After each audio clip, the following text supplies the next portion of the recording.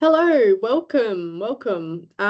This is psychological first aid training for flood volunteers with Resilient Kurilpa and Metro South Health. I just want to let you know that this is being recorded now, and then that this recording will be available on the Resilient Kurilpa website and on our YouTube channel. So our work is based in Kurilpa, which encompasses the suburbs of West End, South Brisbane, Highgate Hill and Hill End. And Kurilpa is an Aboriginal word meaning place of the native water rat, the Kuril. So I want to acknowledge this place name and also the unceded sovereignty and resilience of the Jagera and Turrbal peoples, their custodianship of country, which includes the Maiwa River, and pay respects to elders past and present, as well as any First Nations people joining us or watching this recording. My name is Paula Hardy. I represent the West End Community Association within Resilient Kurilpa's network of local residents and representatives from other community orgs based around our area. The Resilient Kurilpa network formed just after the February 2022 Brisbane floods, with the aim to strengthen flood resilience within our very rapidly growing neighbourhood. So we develop online tools and resources and do events like this for our community and for other floodplain communities to adapt to their own circumstances. So I'll introduce our speakers now before going over a little more detail about our experiences with flood here in Kurilpa. So today we're joined by Helen Abrahams, Christine Cumnick and Stephanie Outridge-Field. Helen will be speaking first to share her experience as a long-time Kurilpa resident and volunteer with local community group Kurilpa Futures. Helen has experience working as and coordinating hundreds of spontaneous volunteers during the 2011 and 2022 floods, and her depth of knowledge and connection to the community here in Kurilpa is informed by her years as a local councillor from 2008 to 2016, and she really is a dedicated community leader and has a really strong history of engaging people on a range of local issues. So welcome, Helen. Christine will be delivering the training for us today along with her colleague, and she's a registered psychologist and currently works as a senior mental health clinician for the Metro South Mental Health Disaster Recovery Team. Christine has worked within Queensland Health for the last decade in various mental health teams, including recovery and resilience teams, older persons mental health and rehabilitation services. And she's passionate about working in disaster recovery and has designed and delivered many workshops to assist with the developing resilience in individuals and communities. So welcome, Chris.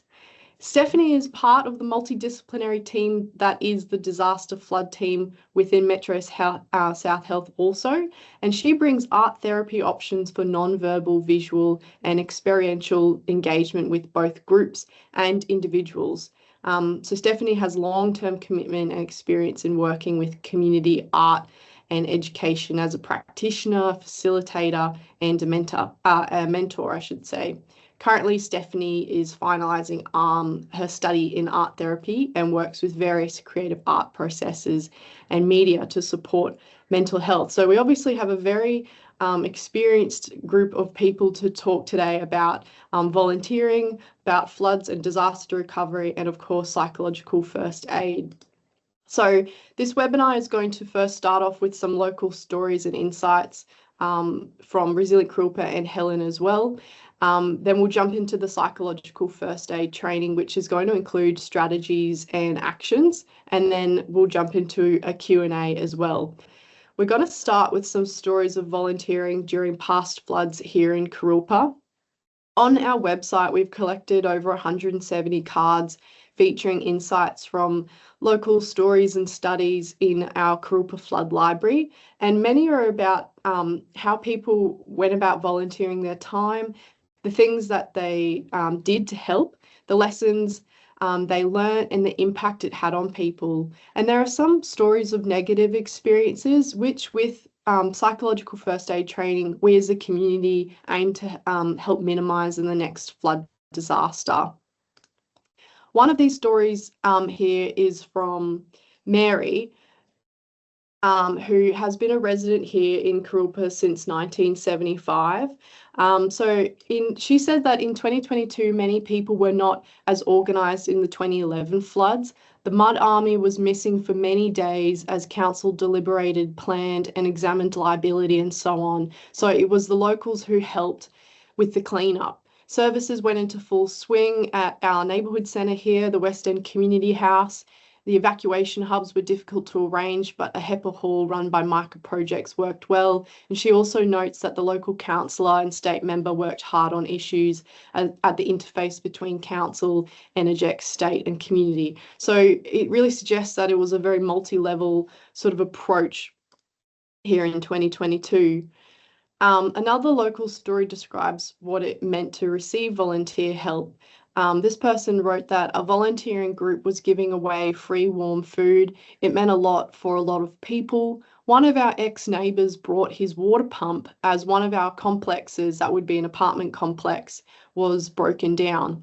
With the aid of this pump, our basement did not flood. We cleaned up the basement of our friend as she was away on a business trip. There were a lot of volunteers helping. So the difference that volunteers can make can be really significant here, particularly as we have a lot of apartments that are affected by floods. It can mean the difference between one apartment's basement going underwater and the loss of tens of thousands of possessions and the mental health costs that come with that as well, and it not going underwater. One of the most impactful ways to do this was described in studies by Mel Taylor, Barbara Ryan, Helen Wallace, who all emphasise the need to ease the mental load. They say that disorganised thoughts are a normal response to stress and trauma. Flood survivors who experienced this say it led to poor decision making. Some delayed evacuation or had difficulty managing volunteers during the cleanup. In the first weeks after a flood, most people only have capacity for very specific questions with yes or no answers, such as, would you like lunch? Or can I clean out the chook house? Can I get you a trailer or a generator? I just want to go back to one I missed here.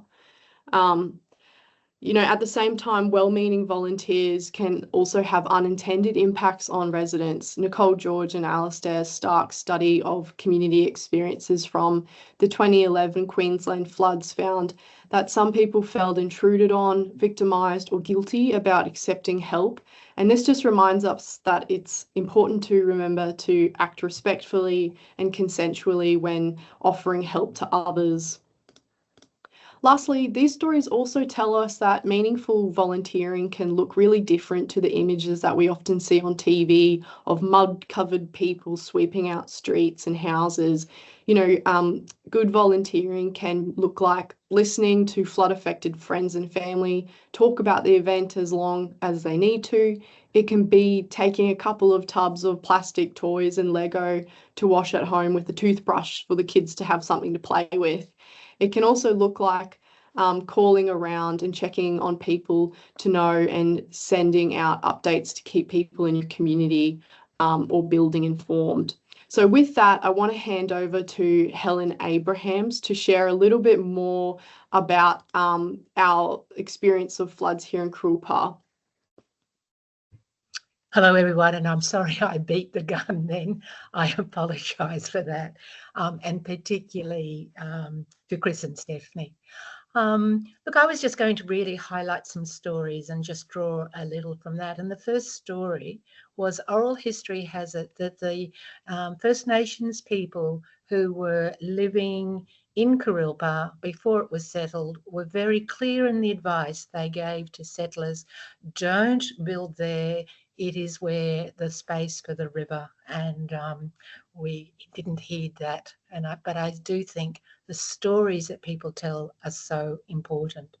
My experience and where I got it from, that as Paula said, I was involved in 2 community hubs, and the community hubs were within sight of the flooding on a main road within Kurilpa, and it literally was people with time to listen, the capacity to take records, a table and an umbrella, and to be there to respond to the community and have advice and to give information. The first time the flood was that I was involved in 2011, it was actually controlled at a citywide level, and apart from the mud army and the army coming, there was little information about how to move around, what services there are, and so it was very much focused literally on mud and products, people's belongings, but not necessarily their well-being. The second time, less people were affected, and we still had the table there, but it was a time of social media as well. So many people had got some information from social media, but still came for support, for knowledge, but also to reinforce what they'd read on the social media. They needed the face-to-face connection to really understand what's going and to use the services properly. And I think the next flood that we will have the same, where you will have the elected representatives and all the agencies with their hubs, such as we had this time with Community Plus and MICA. But it will never replace people being on the street at the time of flood where they're eminently accessible for people. So that's, to me, an important thing we have to acknowledge. One of my first stories from pre-flood, in that early stage when you sense there's going to be a flood, but you're not sure and you certainly don't know how much it was, I've got two.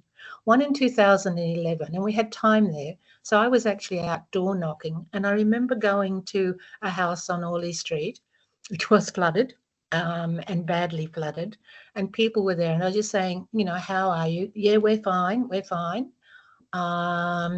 And just started a conversation with them to start them talking, because their fine was, we aren't doing anything, we're just waiting. And that's understandable, but possibly we've got to move past that. And so in the end, I said, well, you know, downstairs, maybe it's worth getting some of the stuff outside. What about the mattress? You know, you might be here for some time and you might want to sleep. So, you know, get the mattresses from the beds up. And they suddenly understood how vulnerable their property was for flooding, and took action. Similarly, and you wouldn't believe it, in 2022, the Brisbane Jazz Club, which gets flooded all the time. It's an early flood because it's down on the river. And I popped in, and there everyone was, and they had moved our equipment to a certain level, which was the lowest level, and they were sitting back saying, well, we're done now. And as a new eyes, we actually moved all that stuff to the highest level, and it would have gone under where everyone had been comfortable with it before. So I think that's something that we need to be aware of, that early stage of being with people and supporting people, to just say, you know, we don't know how severe this disaster is. Have you done everything you possibly can? If the answer is no, or you're tired, or you don't wish to, it's the wrong answer. We've got to get resources at that early stage to do it as a way of preventing further distress. And with each flood, and it is going to be more traumatic. I'd like to tell you a story of two people who were in a unit that flooded in 2011. They knew they were going to flood in 2022 if there was going to be a flood. They got their cars out, all their equipment was high, so they weren't worried personally about themselves. One was a woman, one was a man, who tried to get the message across to their neighbours. You know, we've got personal experience. The neighbours didn't listen, and they found that incredibly stressful when the inevitable happened.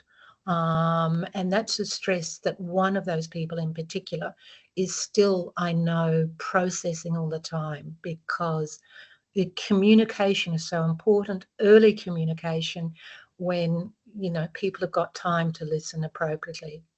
One of the other of those two was so distressed that they felt they had to leave their unit, even though there was nothing they could do, to get away from the whole area of flooding, so that they had their personal well-being again, and then came back afterwards.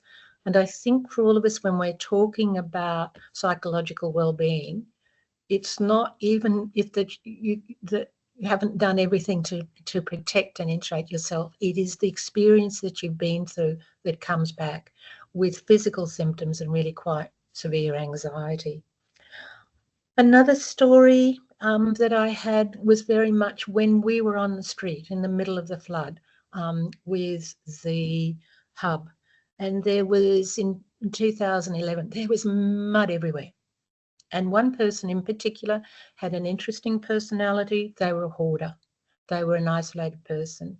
And the distress that that man suffered because everyone looked at his property and decided, particularly the mud army, whose only agenda was to find muddy stuff and put it on the road of domestic situations. We had to get to the stage where we protected him from the mud army because everyone thought, oh, this is where I can do some work. And I think that is a really important thing to do. So we've also found in both of them, and I would suggest it's a very useful tool, that you had to triage, and we did that. We went every morning down and had a look at what in the streets that were affected and where the problems were, to talk to people in the street and find out that way. We mightn't have talked to the person affected, but we heard what happened. So that meant we could properly put resources down to where they needed to be and stop the same people being resourced all the time. That will always be needed, and I don't think social media will ever overcome that.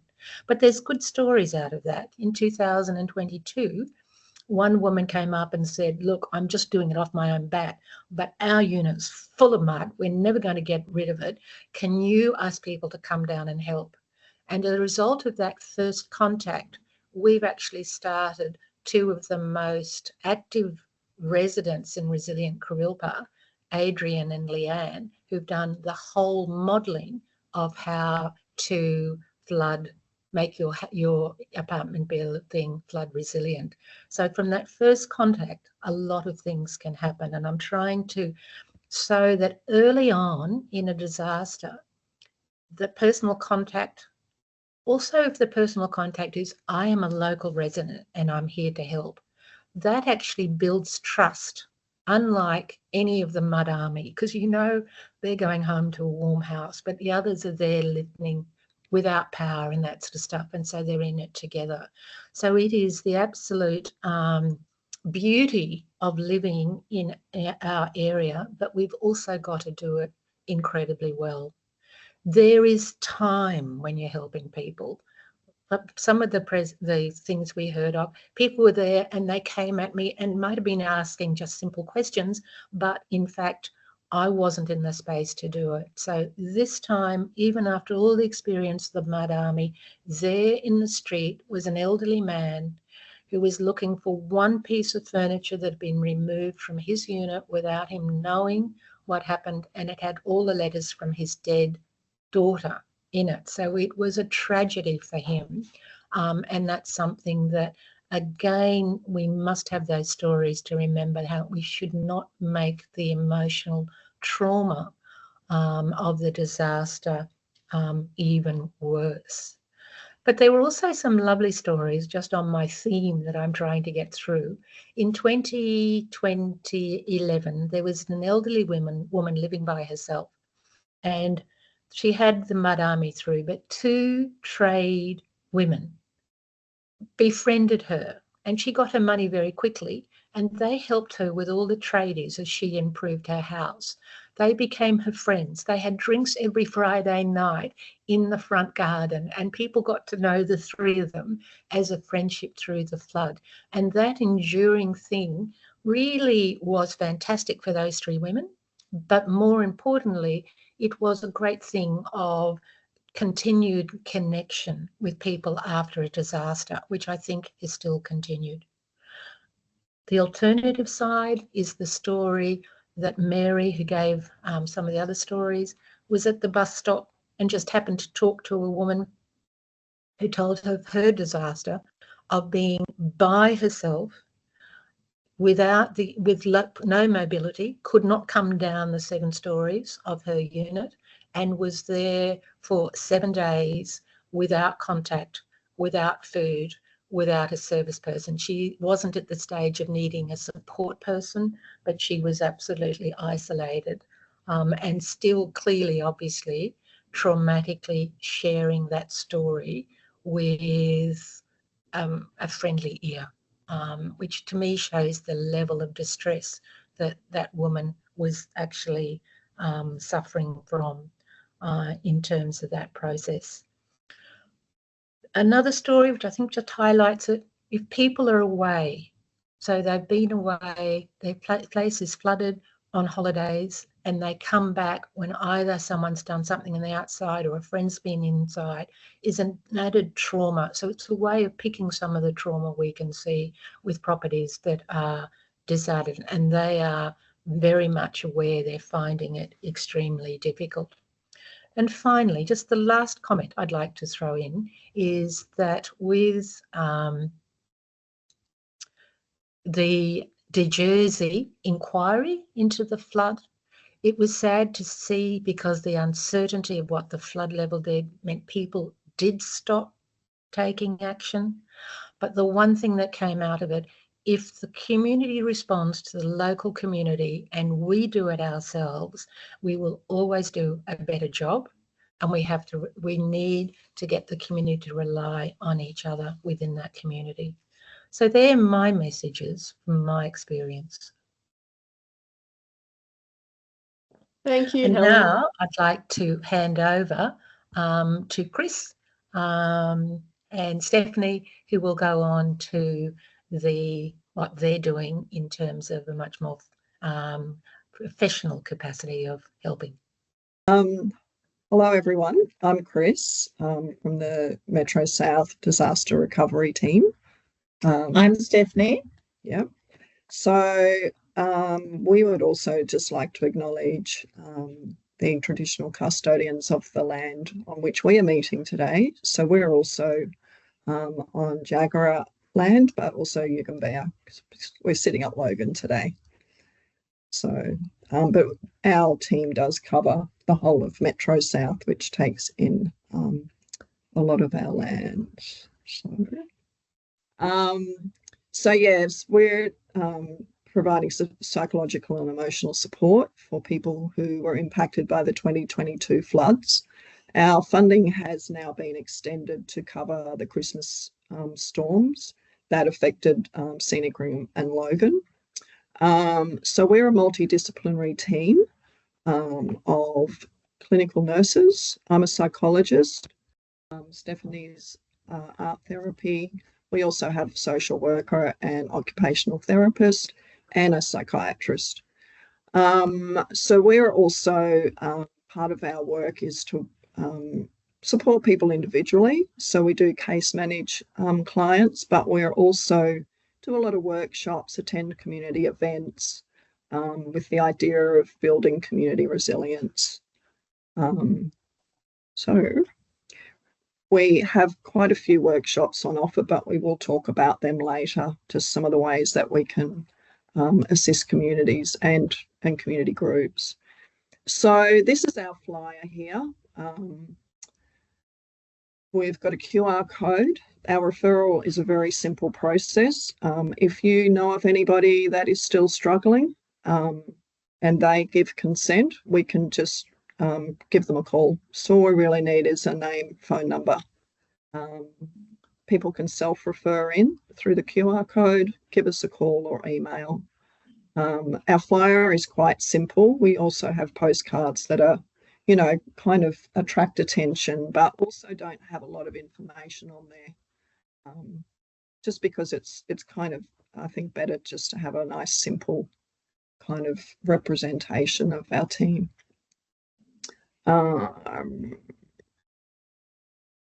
So just in terms of psychological first aid, I put this up just when we start dealing with or working with people who have experienced trauma. We can do quite intensive psychological intervention. but we always start in the safety and stabilisation.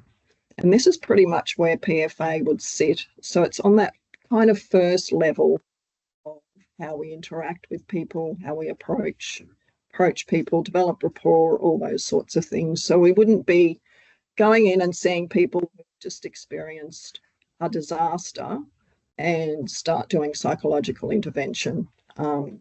That's not appropriate, and definitely the research shows that that can actually be quite damaging. So we very much start with psychological first aid, just providing that real, kind of wraparound support for people. But again, it's on people's terms. Like if they don't want help, if they just say no, we're right, we're okay, we do respect that. Because it's very much about meeting people when they're ready to meet and ready to talk, rather than saying you need to talk this out, or it's very much not that. And that's why sometimes we have a simple fridge magnet or a postcard, so that they can choose the time if they need to at a future point be in contact with us. They've got a simple way to get through to us at a later time that fits in with their lives. So psychological first aid is the gold standard for disaster. And the Red Cross volunteers who cover recovery centres are all trained in psychological first aid. Just keeping in mind that this is not to actually be trained, because it's not only about the theoretical framework, it's also about practical skills. The things that we might do when we're in a recovery centre or supporting people. So psychological first aid was, I think, first developed in the 1950s. I think it first sort of started to be coined as a term. It is now a framework that's worldwide. So it really is that first response to people who are experiencing high levels of distress. So while it was developed in the disaster space or trauma space, these are skills that anybody can adopt to support friends, family, neighbours who are in distress. So we always sort of, I guess, plug it as skills that everybody would benefit from having. And it really is, you don't have to be a professional. It's really just about caring and offering support for people in that space. It's very humane, compassionate. Yes, but it's about being genuine and respectful of the people you're in contact with, one by one. It's very much about looking at each individual and how best you can support them. And I think that's an important aspect. We are, even in community, we're a group of individuals and we respond in different ways. So we need to take it back to that level of respect and understanding of the unique individual. We all respond in different ways. Yes. So these are the principles of PFA. Sorry, I'm going to say PFA. It's a lot easier. So these were developed by experts in the field, just around what they had experienced and seen that people need in those initial phases after experiencing a trauma or a disaster. So we want to ensure safety, promote calm, connect to others, support self-efficacy, and instill hope. So I'm just going to quickly go to the next slide, which I can't actually read. But just around ensuring safety, we really want to, if we can, find a private, quiet space to support people. I think we can all imagine that if we're going through what could be the worst day of our lives, we really don't want people, near us watching. You really want to have like a really private, confidential conversation. So it's really important to keep people safe psychologically, but also physically. So, looking around the environment, is it safe for us to be here? Because it's important for us to keep ourselves safe as well. And that can entail all sorts of things. And And just in terms of children, it's always, one of the priorities is to make sure children are supported by either a parent or caregiver. Promoting calm, again, that would be finding a nice quiet place. Sometimes that can mean, going for a walk outside, which can be really good for people anyway, just in terms of bringing a little bit of calm to the interaction. We can talk about simple strategies just to help calm. And that can be like, just taking somebody through some breathing or grounding.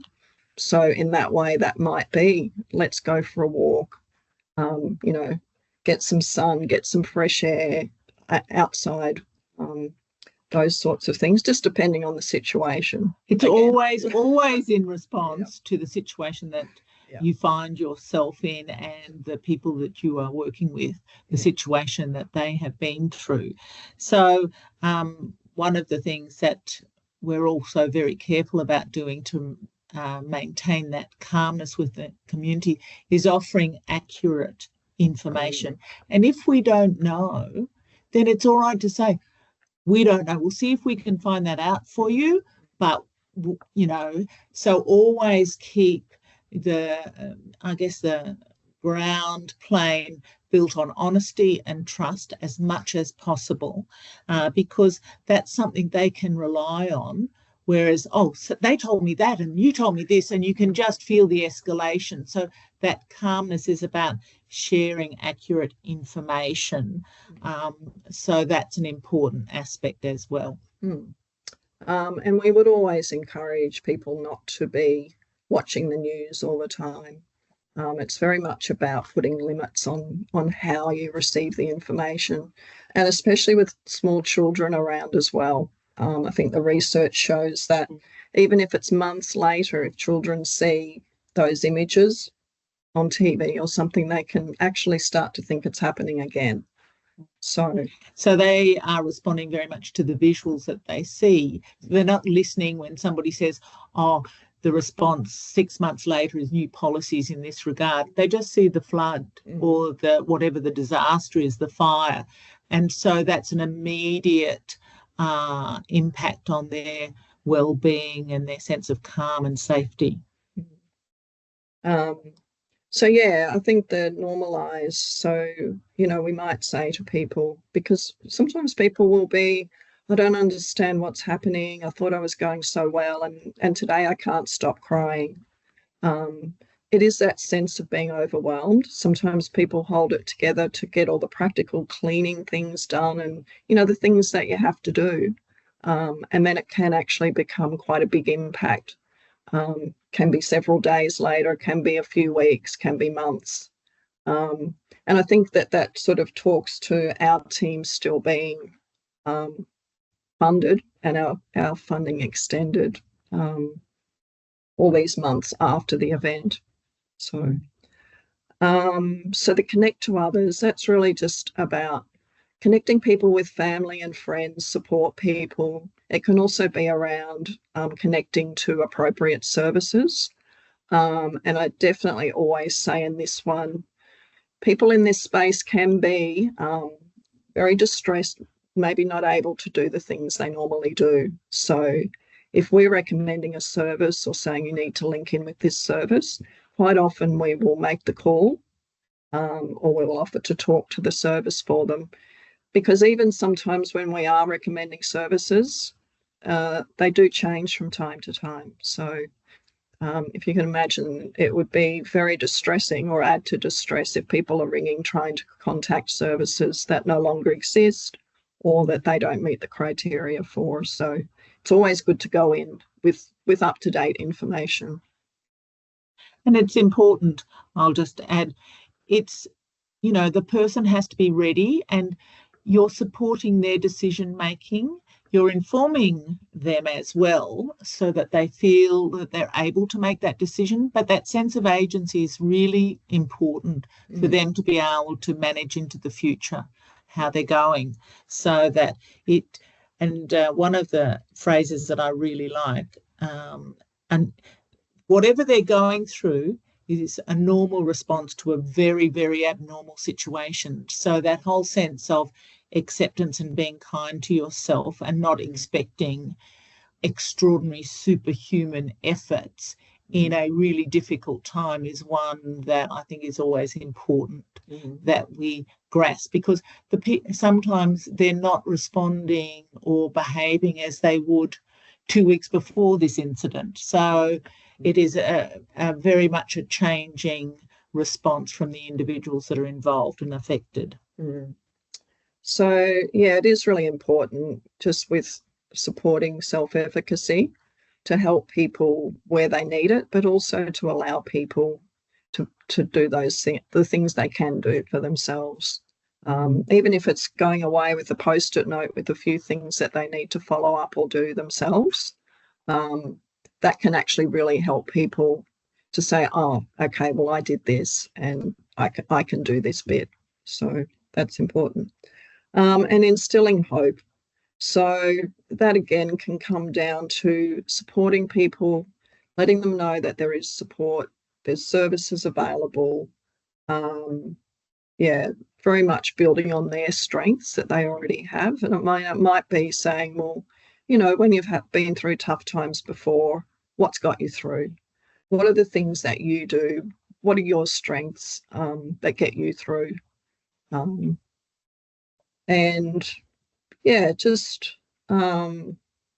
else have we got there? I think an important thing is this has happened to a lot of people. It impacts them differently, but blame is to reduce that sense of blame that it's somebody's fault when, you know, all of these things are happening.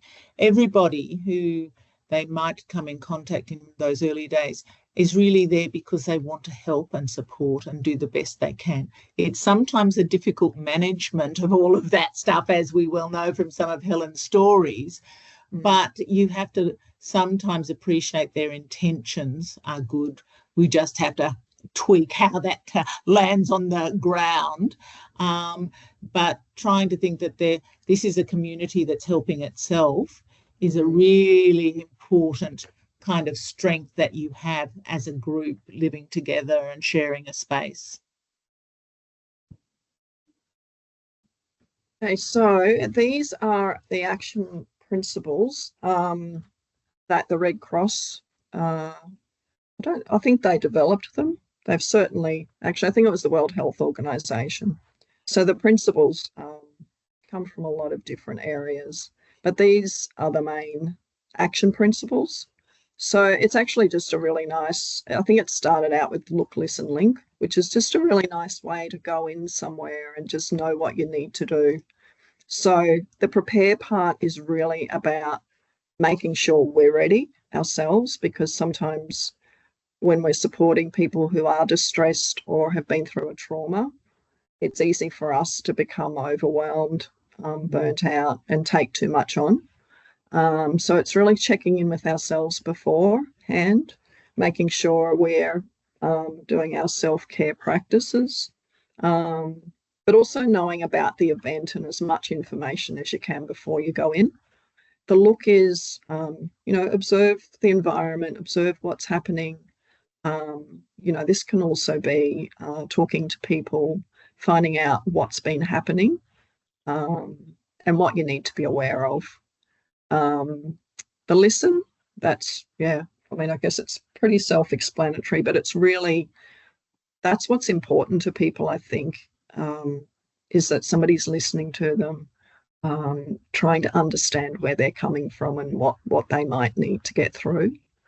And then the link is linking in with other services or family, friends, etc. And that can be as simple as, I don't have my mobile phone, I don't have a charger. Is there a charging station maybe in the facility that they can then, link in with their own network? And it could be as simple as, I didn't bring my charger, I don't have it, my phone's lost. How do you just physically link someone with another and they've lost contact with family members who are worried about them as well? So it could be, do you need access to a charger? So I put trauma-informed care there. So this is something that as an organisation we are definitely have taken up as how we deliver care to people. And it's really important just for us to keep these principles, but they're actually pretty similar to psychological first aid principles. So I think it's always going to be about the respect. It's people's choice whether they want to interact or whether they want help. Normalising and validating people's experience is also really important in this space. Expressing empathy. Yeah, I think that's probably, for me, what psychological first aid and trauma-informed care is all about. Just that ability to actually try and understand it from someone else, from their point of view. So one of the keys to this is that effective communication, and one thing that we need to be aware of in an emergency, it can influence a person's ability to take in information, respond, think about, even remember, because so much is happening that they need. So you might think about keeping it fairly simple, maybe having some support, that you've got something that you can write on and give them a note that it might to prompt them, because you don't know how they're receiving the information. Also confirming with them just in normal conversation, is this relevant to you? Just checking with some questions. So it's a two-way conversation, not a I'm here, I'm telling you what's going on. They're the expert in their own lives, and it's important to respect what they've been through and how they wish to engage with you, and how, as best as possible, are comfortable with how you're working with them as well. So on that note, things to say and do, and things not to say and not to do. So you always have to consider that person who's in front of you, their age, their gender, culture, language. Somebody who's nodding at you may not necessarily be effectively processing some of the information that you're wanting to discuss with them. Always ask questions to clarify that. Just make sure, we're on the same page. Yes, this is what it's all about. Also, that it goes back to the look part of look, listen and link, is that often we express things in our body that sometimes we don't say. How their posture, how their demeanour, all of those things are information that you can respond to. And language is really simple. Do you need some cold water? Would you like a bottle of water? Often it's sometimes the first thing is, we often go out into a group and say, oh, would you like a cup of tea? Just while you're waiting to talk to somebody or do something. It's often a really simple thing, and they can easily say yes or no. And sometimes you can hear them when they say, oh, would you like a cup of tea? They just go, oh, I really would like a cup of tea. And I think that's the starting point. Some of the starting points in supporting people can be quite simple. Things not to say and not to do is the time frame. I think Helen mentioned this, is, don't rush a person. Don't interrupt them. If they've got something they need to say, you need to let them say it. Don't say things like, you should feel lucky you survived. You should feel lucky about that. Or the other one is, it will be okay. We don't know any of that. That's not our judgment call to support somebody who's in that disaster happening right around them. Also, it's important to acknowledge their individual kind of capacity and who they are. You don't compare, oh, well, you should feel so, oh, it's okay. Do you know what happened to that person over there? It's sort of like I don't know if anybody's, you can't ever know how much pain somebody else is in because you can't feel it. And I think that's an important thing to keep in mind.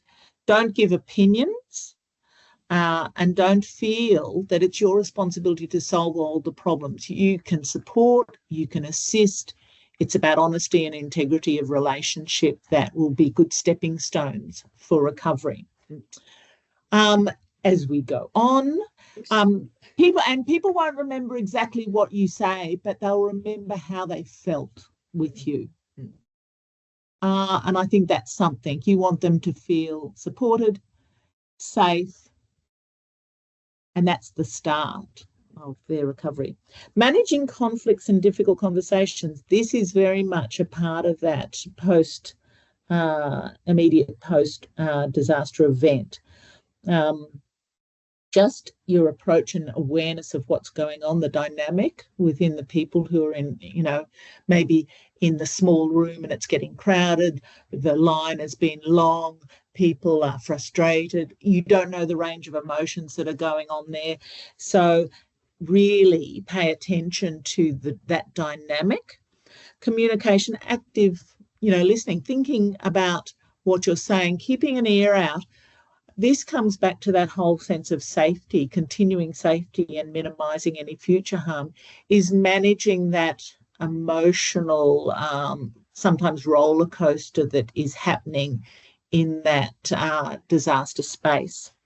So it's all about problem solving. It's all about, just keeping, maintaining the calm and allowing, if there's any sort of difficult or perhaps aggressive or frustrated personality sort of traits coming forwards because they're not coping. This is not their normal them. You need to keep an awareness both for yourself and for other people that are around them. So you're working together. This is the person you're working with, and it's not just the problem, and acknowledge what the problems are for them. So that's really important. So this is continuing on with that, dealing with aggression. You need to stay calm. Obviously, it's not something that we want to be dealing with. There's so much stuff that everybody's dealing with in that post-disaster event situation. But everybody expresses that response differently. And unfortunately, loudness, aggressive, I'm not in the line, all of those things, blame, all of that is just part of, unfortunately, the human condition under a stressful impact. So try and identify causes and seek out solutions. It might be people need physical space. Just, can I make you a cup of tea over here? What do you need? Once again, it all comes back to that communication and being heard and being present for those who are going through a very difficult time. So, but yes, always. And also one of the important things is keep an eye on the other people who are supporting the community within that space. They might be coming under some duress. So work as a team to keep an eye out for your fellow volunteers as well as your community members. It's really important because you're, as a worker in that space, volunteer, whatever the profile is, you're taking on, you're in that space maybe for many hours. That is, you're under duress. So that shared responsibility to the people who you work with are working alongside, even if it's only for that day, is really important. So just further on from that would be de-escalation. So we do hear quite a bit with community agencies where people do come in and they're quite aggressive. And how do we manage that? So I think, again, it does come back to the communication skills, letting people know that you're there to help or you're trying to help, but just really yeah, just expressing, I guess, concern, almost going in with like a curiosity around, I want to understand what's going on for you so that we can best support you. I think those sorts of things tend to work pretty well in this space. There's always going to be people who respond differently, no matter what you do. So I would always say, yes, your safety is paramount.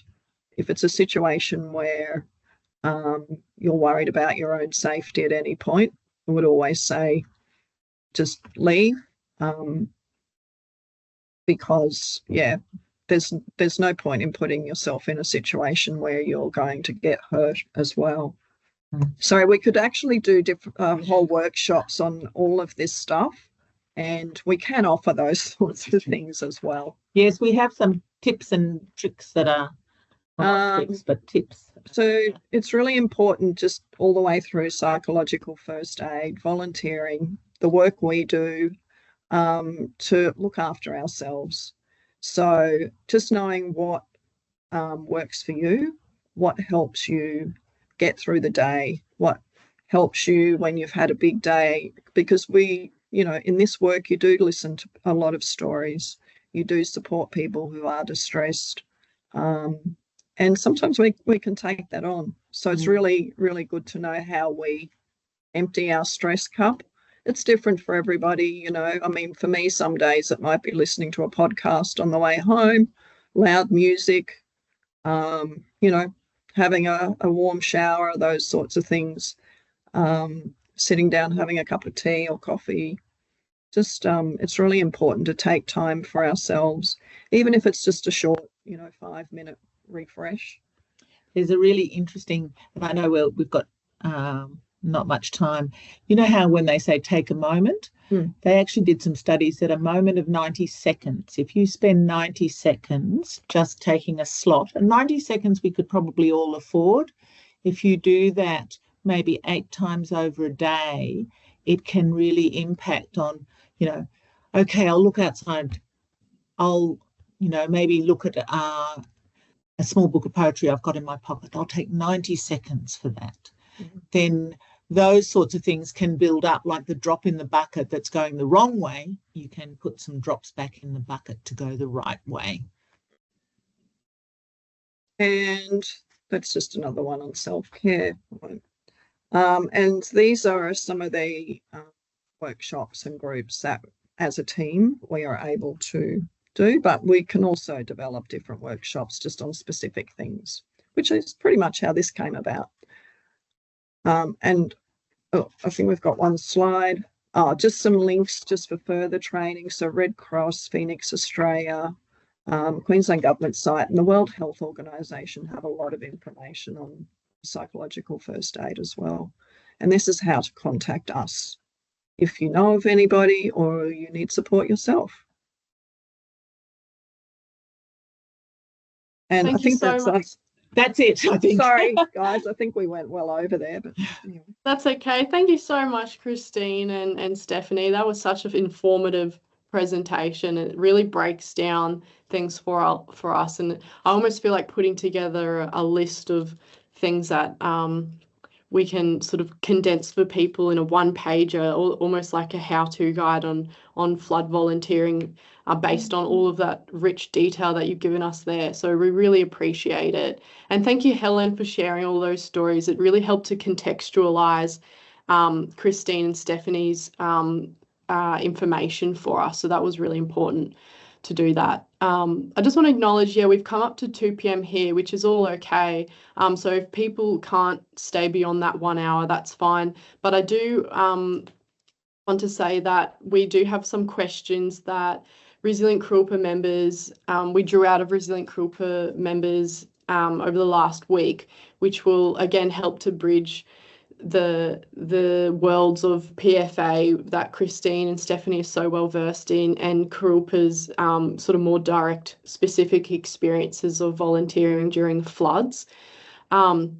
So one question that I wanted to start on for Chris and Stephanie, if you wouldn't mind, is this person has said that I'm on the body corporate for my apartment. I should say as well at this point and acknowledge that Kurilpa, over 80% of dwellings in Kurilpa are apartments. So that's why a lot of our work and our stories focus on apartments and basements that flood. So this person here is on the body corporate of their apartment. They're responsible for communicating to residents when to begin relocating their possessions from the basement car parks. They've said, how do I manage when a resident doesn't want to hear this or is in denial about the river levels rising? So I guess, I mean, the approach is always going to be with the PFA principles. For us, that's how we enter everything we do, because it is respectful, it is compassionate. We are coming from a place where we want to understand what's going on for that person. And I guess there's all sorts of reasons why people might be in denial or might not want to listen. And I guess if we can start a conversation and find out why, or what it is that's driving them to not want to hear or not want to act. And there can be multiple different reasons for that. I think you said earlier, Helen, that when you've met with resistance, you have been able to talk to people and get them kind of that little bit further along, just through showing that support and that kindness. I guess it always comes back to, it is a person's individual choice up to a point. I guess if it's about personal safety or community safety, you would probably want to be pushing it a little bit further. But if it's just up to that person and their belongings, and they're saying, no, don't want to know about it, I really think that comes back to it being their choice. But I also do recognise that you said that there was a couple of people who are still carrying, or that lady in particular is still carrying those feelings of not helping and perhaps guilt. But I think it's very much, well, from our perspective, it's very much, it does become that person's choice. One of the other things that you were talking about, a person being responsible in the building for informing people when to move, is that preparation. We unfortunately live in a river city. There are going to be more floods. In the time where the floods aren't sort of like next week or imminent or have started and we know it's happening, that's the time probably to have a discussion with a reasonable approach to, that the water may come in, these are what's stored in the bottom two levels. So that preparation also is at a time where people are probably have the best capacity to make those informed decisions, so they can make a plan. I mean, one of the things, we're often a little bit better prepared if we have that sense of planning and we've got the control and time to prepare ourselves and respond to our own personalities and our needs. So I think before, since we've had, you've got the experience and you're even doing this is part of that preparation. So it can go down to the detail of what perhaps the person who's responsible within the body corporate is, send out a notice when there's not the pressure, when they can think about it, when they can think about, I could put a shelf up there and then that would be above the last level. Maybe that would help.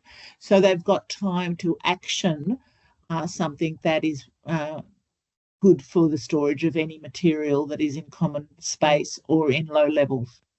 I really like that advice around preparing or helping people to psychologically prepare much prior to the event. I guess it gives people time to get used to the idea, to process it before the event has even started, to take actions, and that I could imagine that would make you feel better that you've taken action within your control somewhat to mitigate damage from flood as best you can before the event goes down. I think that also that will really resonate, I feel, for a lot of the body corporates in our area who have built up those flood mitigation plans that you can find on the Resilient Kurilpa website. And there's whole sections in those plans precisely around this, around preparedness and the communication procedures that apartment buildings have developed in terms of when to start communicating to their residents over the PA system during not just a flood response, but as you say now, before we even reach that flood response, river levels rising stage. I think that's really good. And it also speaks to what I think, Helen, you mentioned earlier about, and I've certainly read these sorts of stories in the library, which is to go down and to connect with people much prior to the event as well, to figure out what kind of help they need, whether it's an elderly couple that need a bit of support moving things out of their garage and need a little bit of muscle, or whatever that might be. This sort of leads to another question I have. Can I just come in there? Because I think I totally agree with everything's happened. I think every flood has a good side, and the next flood will put another challenge up to us. One of the positives is that people living in houses have got to know people in units. The former are less vulnerable in our area in a moderate flood, where everyone in the units is, so that there are those links already established where people know that work needs to be done when they're talking about there may be a flood because we've had a lot of rain and we've all seen it, because a flood doesn't come immediately. There is the rain beforehand. So I think, and the next flood, part of our work as volunteers is to use the links that we've got and to chase them through. But the body corporates, the ones that are actively involved in this, are doing a great job, because you go into the unit, you're given the sheet on what to do at that time. And part of it is for the well-being of the body corporate, because if all your rubbish is on the footpath, that costs money to everybody, and it's very distressing, particularly for the kids and for everyone who's been involved in it. So it's part of living within the community, within the unit, that they're really emphasising, and people respond to that when you get them when they're coming in, because that's sort of almost what goes with this lovely unit. You know, it's the two sides. It's in a floodplain, so I've got to prepare. So I am very hopeful that the work we're doing will mean that no one will say, no, I'm not moving my stuff. And also the other thing is what they need is help to move it. What they're saying is, I can't move it, but with help, most people can do an extra measure, which my two stories were at the beginning. Yes. And sometimes I think people just feel so overwhelmed that they don't know where to start. Yes, exactly. And then they're anxious. So, I think just giving them a sense of control reduces that anxiety a lot. And you're very right that that debris continues the trauma, particularly for children. And so us managing our physical spaces and you know, as you, unfortunately, we are becoming more and more familiar with the impacts, what we see with flood. So we are a river city, and with that, we don't only just get the view of the river, we get all the other things it wants to bring to us as well. So, you know, so yes, I think everything you say, Helen, that preparation, the volunteers knowing, the awareness in the community is always on the rise. So yes, it all contributes to a healthier, mentally healthier and physically healthier community. Yeah, we do have a question just on that topic of the debris on the street. This person said that the damage caused by the last flood was very visual on our street. Like we've heard in the earlier part of this webinar, it took several days for the mud army to rock up to our place. So it had a lot of time to accumulate. This person said many people's discarded belongings sat on the footpath in heaps for days, waiting to be removed, including kids' toys and belongings. This was a little upsetting for my kids to see. How can I support them to understand and comprehend the impacts of floods? I think also it goes to say, I think, Stephanie, you mentioned that kids, when they see the visuals on TV, on news reports as well, whenever we have kids seeing those visuals, how can we help manage their understanding? We might talk about Birdie's tree at this juncture. The Birdie's Tree is a great resource. They have a number of books and puppets that are free, and a lot of resources available on their website. And there's one about Birdie and the flood. And they talk about, and they have pictures, and it's aimed at little ones. So there's even pictures of people coming to clean up, you know. Oh, I'm surprised these people came to clean up. You can then also be honest with them. They're cleaning a lot of different places in Brisbane, and there's only this many people and this many trucks. So, you know, that once again, talking to the child so they can understand. It is going to happen, so they give them some, you know, a future projection of hope. But Birdie's Tree is specifically designed for young children, and it even has a book in there about relaxation. It has a book in there about COVID and disease. They're developing new books about even children going in for surgery. So it's very much a supportive story that a parent or a friend or a volunteer in a centre can read a story, and it is a really good process. So that is also one that you could use to start and continue a conversation with a child, because they will know if you tell them something that doesn't end up happening or isn't true. They know. Little people know. They're just littler people than we are. They see it here. Yes, so that you have to, you know, have that same sense of honesty and integrity in how you communicate with them.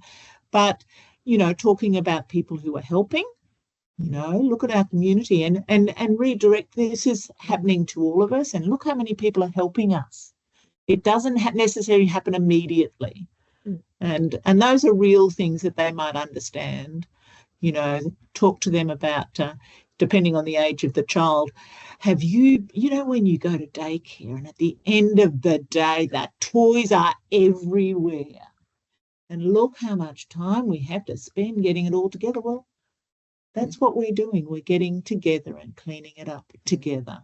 So I think also validating kids and how they're feeling, you know, acknowledging that this has been, you know, we've had a big flood and people have been affected by the flood. And it's okay to feel scared, or it's okay to be worried about things. You know, that's kind of normal. That's how we as people do things. You know, we have feelings, we have big feelings, but how do we cope with big feelings? And yeah, again, Birdie's Tree is very good. But just also with kids, I think it's okay for them to be prepared as well. So Red Cross do their pillowcase program in schools. So, you know, it's about getting kids to put some things away that are really important to them. And that can help with their anxiety too, because we want to feel prepared for what might happen. But it's really good for kids to be prepared as well. Just, you know, let's put what are some of the things that if we had to leave in a hurry, what would you take? And you can make a game out of that with kids as well. They really kind of get into doing those things. So and children, you know, just in general, they want to help. They learn about interacting with other people by mimicking what their parents and other adults do. So, you know, if, you know, people are getting ready, I can get ready too. I can get ready too. Let me get ready too. So allowing the child to still be a child, but be a young member of their own community. I really like that advice. Yeah. Just on the Birdie's Tree reading, I've put those links in the chat here, same with the Red Cross pillowcase program. Metro South Hill, Chris, and hopefully Stephanie, we might have you back as well. We are going to be organising a Birdie's Tree reading and play at South's Rugby League's club on the 28th of September. So we really invite anyone to come along to that and bring their kids, which, you know, that's before the start of the wet season. So I think it's probably good timing for us to all get together and have a read through those books. I'm really looking forward to it. So with that, I just had another question for Helen here, which goes back to what we kind of touched on a bit earlier today, which is about how, the most sort of dominant image that we see of flood recovery and flood cleanup is of the mud army, and they're out there, pushing the mud across the street, and it's a very sort of specific type of way to volunteer. So this person said, in 2022, I felt guilty that I couldn't help my friend clean out her house because I was pregnant at the time. How can people volunteer in flood recovery beyond that physical and immediate cleanup effort? Okay, I think that's an excellent question, because a lot of people aren't there. It's really just because social media is around, it'll be monitoring social media and also coming to the areas such as community house, and asking, and maybe just listening to people in the street as well, and then you'll get some idea. To bake food to someone, look, I can see your house has been flooded, particularly if it's flood. Every second night, could I bring a meal to you at 7 o'clock at night? Just that knowledge, so that they know what happens, is a fantastic thing to do, because we all know that when we're busy on other things, food is incredibly important, but often very difficult to achieve. And we will have, with the next flood, more people deciding to see the flood out in their properties possibly, and so that's a real task. But I don't think we should really be angry at the flood armies altogether. We need to remember they've got an important role. In the 2011 flood, it was incredibly muddy. All the soil from up the river came down. The 2022 had much less mud. It was not sticky. It was a much finer mud. But in 2011, the mud army moved all the mud off Orley Park. They didn't want to do it, but they were there en masse, and we said, do it, which was, in retrospect, the best thing we ever did, because council was going to take ages to get round to it. To get all that mud out meant the grass didn't die, and we actually got that park back together better than any other. So that's a really interesting story for people to remember.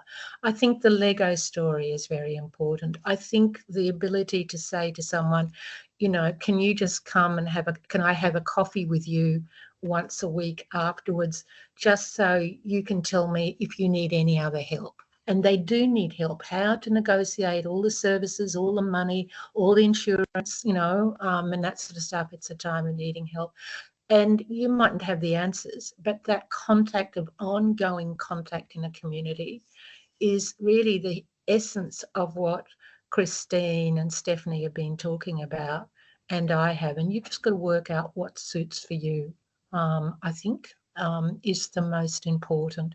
But food, comfort, shelter, and listening are probably the most important things.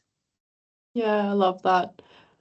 Chris and Steph. Yeah. One suggestion I'll make is sometimes neighbours, like a young family might be next door and an older, you might say, oh, do you want me to just have, the kids for a couple of hours while you can do, like, even make some phone calls or do something like that? Sometimes just offering, like the person who asked, she may well be able to have a 5 and 6 year old colouring in the corner, so it frees up their regular carers to get on with another job.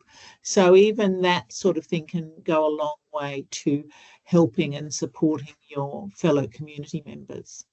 I really like these suggestions because it really emphasises how important being local is to all of this. If we're local volunteers, it means that we remain in place. We're there for the weeks, the months, the years after, to continue having those check-ins, to offer, cooking, childcaring, more diverse ways of volunteering are made possible when we are local.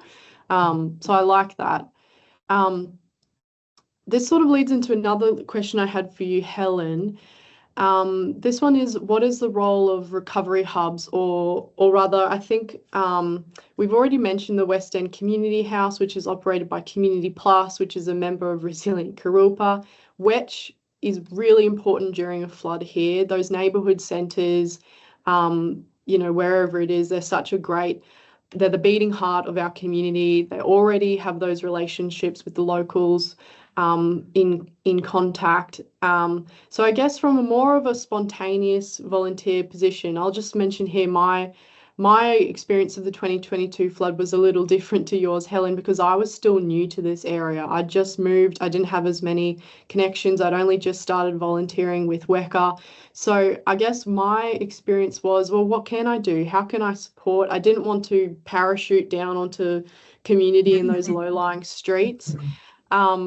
So what would you say, or how would you advise someone in that position again, who's new to the area, who really wants to help, but just doesn't really know enough people or doesn't want to impose on people?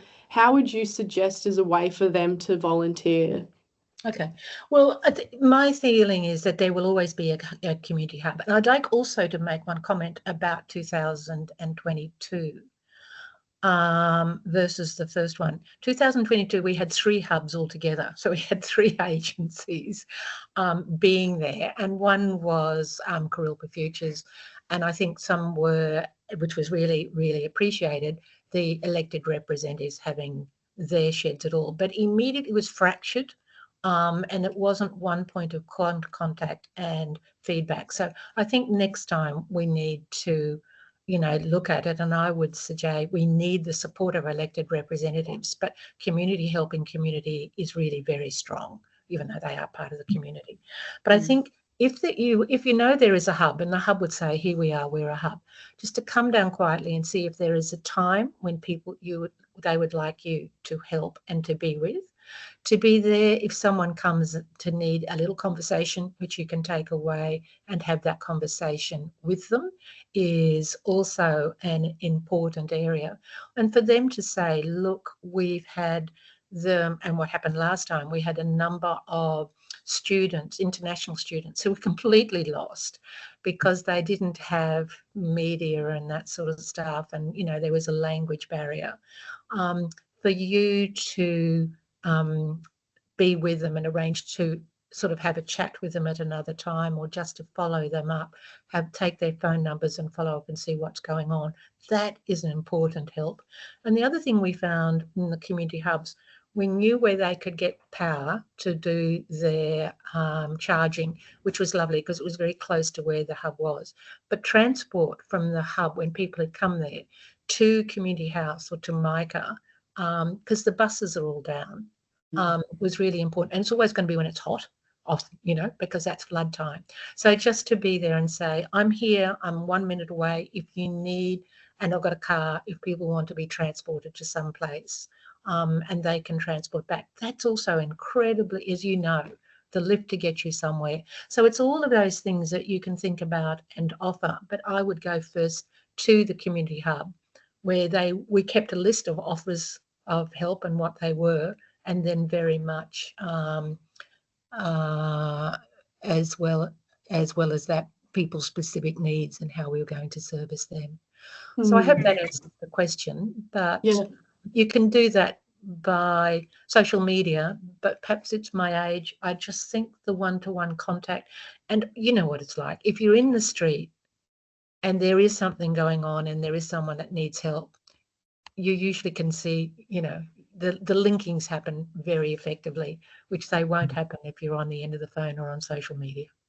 Yeah, that's right. I really love that advice of going to sort of a more centralised coordination point, whether that's your stall that Kurilpa Futures ran on Montague Road, or it's getting in contact with the elected reps if you can see on social media that they're mobilising volunteers, joining their volunteer party, or going to West End Community House. So I just want to acknowledge at this point for listeners that Wetch is a fantastic neighbourhood centre. You can find it at 4 Norfolk Road, South Brisbane. So it's really close to West Village. Walking into that neighbourhood centre and offering help or calling ahead would probably be a fantastic way to approach volunteering. Christine and Stephanie, did you have anything else to add on that point?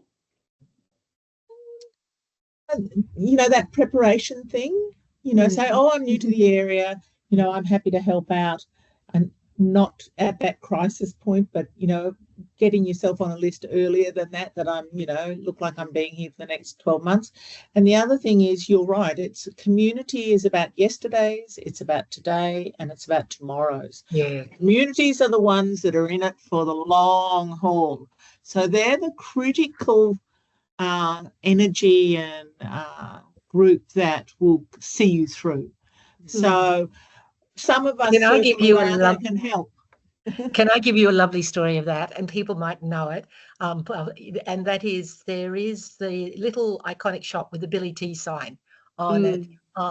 Yeah, people know it, on Hoogley Street. And the army had come through Ryan Street, all a big army, you know what it's all like.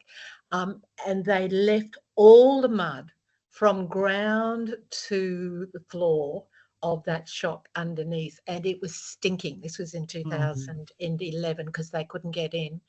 And two women by themselves from the local community bent over for a day and a bit, just slowly getting the mud out from underneath that area.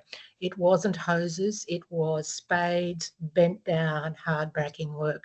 If you've ever got a story of community helping each other, that's it for me. Good story, Helen.